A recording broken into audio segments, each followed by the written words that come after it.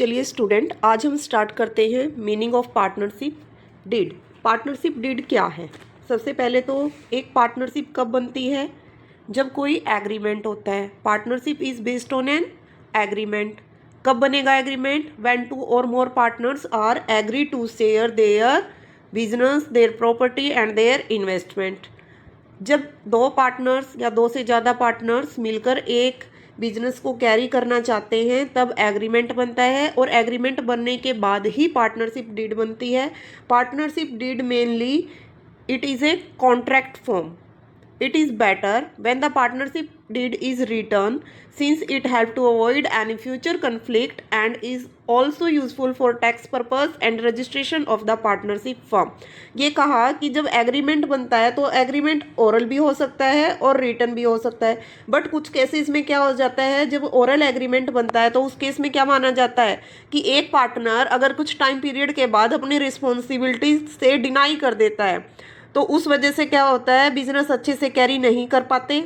Business अच्छे से नहीं चलेगा, क्योंकि पार्टनर्स अपनी जो भी ड्यूटीज़ और जो रिस्पॉन्सिबिलिटी थी उनको टाइम पर फुलफिल नहीं करता। तो इस वजह से रिटन एग्रीमेंट आया कि बाद में कोई भी कन्फ्लिक्ट ना हो, कोई डिस्प्यूट अराइज ना हो उनके बीच में। रिटन एग्रीमेंट को ही हम पार्टनरशिप डीड कहते हैं। And article of partnership,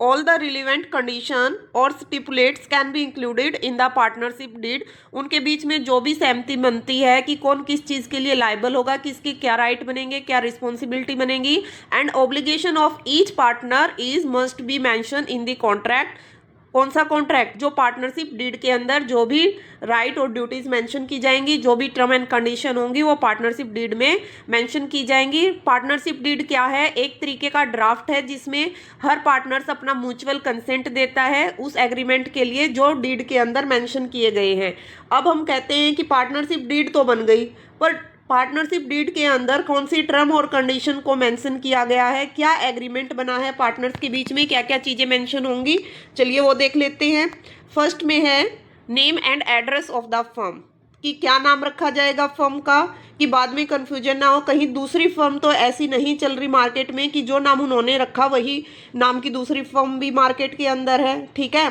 should not be such that it implies the sanction और पैट्रोनेज ऑफ द गवर्नमेंट, कि जो भी गवर्नमेंट का स्लोगन है उसको यूज़ ना किया जाए,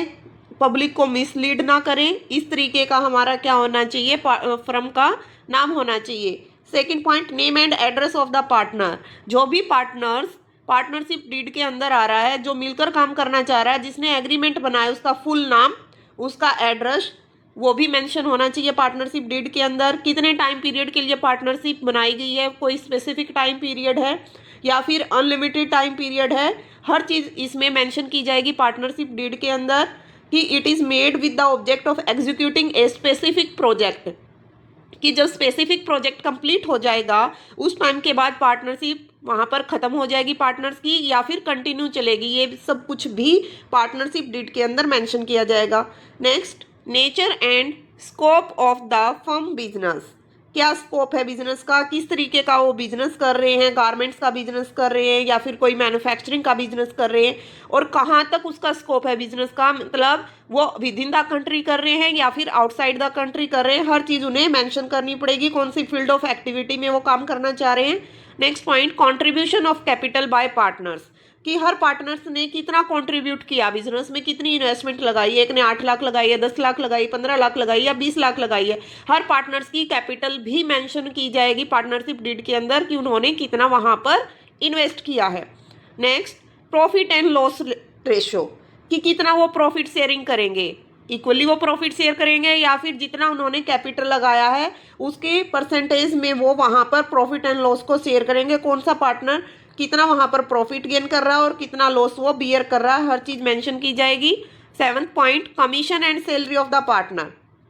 all the partner may not be contributing the same in the term of time and skill to the firm business. इसमें कहा कि अगर एक पार्टनर के पास ज़्यादा स्किल है, ज़्यादा नॉलेज है, जरूरी तो नहीं कि हर पार्टनर्स के पास उतनी ही स्किल और नॉलेज हो, उतना ही एक्सपीरियंस हो, तो ये कह रहे हैं कि कुछ पार्टनर्स ऐसे होते हैं ऑर्गेनाइजेशन के अंदर जो अच्छा काम करते हैं, अपनी स्किल के अकॉर्डिंग अच्छे डिसीजन मेकिंग लेते हैं, जिनकी वजह से बिजनेस में बहुत अच्छा प्रॉफिट आता है। तो उस वजह से क्या उन्हें कमीशन मिलेगा या फिर सैलरी मिलेगी, अगर ऐसा कुछ वहाँ पर क्लोज बनाया गया है तो ये सब कुछ भी पार्टनरशिप डीड के अंदर मेंशन किया जाएगा कि कितने परसेंटेज उसको कमीशन मिलेगा। Loan to and by partner, अगर पार्टनर्स ने फर्म को कोई लोन दिया है या फिर उसने फर्म से लोन लिया है तो रेट ऑफ इंटरेस्ट क्या होगी। अगर उसने फर्म से लोन लिया है तो वो कितना पे करेगा एज ए इंटरेस्ट, अगर उसने फर्म को लोन दिया है तो उसको क्या मिलेगा या नहीं मिलेगा, ये सब कुछ भी पार्टनरशिप डीड के अंदर मेंशन किया जाएगा। Drawing and interest on it, इसमें कहा अगर एक पार्टनर फर्म के अकाउंट में से कुछ पैसे निकाल लेता है अपने पर्सनल यूज़ के लिए तो क्या उसको इंटरेस्ट ऑन ड्रॉइंग पे करना पड़ेगा, अगर पे करना पड़ेगा तो कितना पे करना पड़ेगा और कितनी लिमिट तक ही वो फर्म के अकाउंट से विड्रॉ कर सकता है, ये सब कुछ भी पार्टनरशिप डीड के अंदर मेंशन किया जाएगा। Next point, audit of books of account, partnership deed should clearly state the mode of keeping the firm books of account and the way the final account are to be prepared, कि किस तरीके से account बनाए जाएंगे, कौन उनको देख सकता है, बुक्स ऑफ अकाउंट कैसे बनते हैं, अगर ऑडिटर करवाना है बुक्स ऑफ अकाउंट का तो ऑडिटर कौन अपॉइंट करेगा, क्या नीड है उसकी अपॉइंट करने की, ये सब कुछ भी वहाँ पर मेंशन किया जाएगा।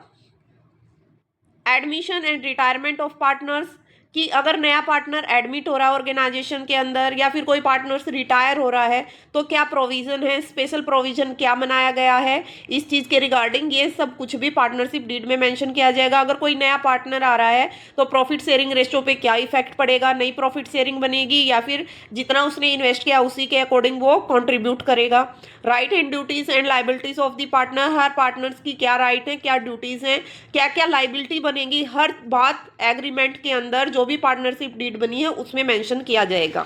वैल्यूएशन ऑफ गुडविल,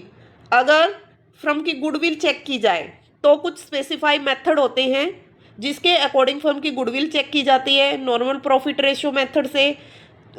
स्पेकुलेशन, कुछ इस तरीके से मेंशन होते हैं कि गुडविल को हम कैसे चेक करें कि एक नया पार्टनर अगर फर्म में एंटर कर रहा है तो गुडविल वो लेके आएगा या फिर वो गुडविल में हिस्सा लेगा, या फिर एग्जिस्टिंग पार्टनर रिटायर हो रहा है, सेपरेट हो रहा है बिजनेस से, तो फर्म की जो गुडविल है उसको कैसे वैल्यूएशन की जाए। डिसोल्यूशन ऑफ पार्टनरशिप, अगर पार्टनरशिप फर्म डिसॉल्व हो रही है तो क्या क्या सर्कमस्टेंसेस होंगे,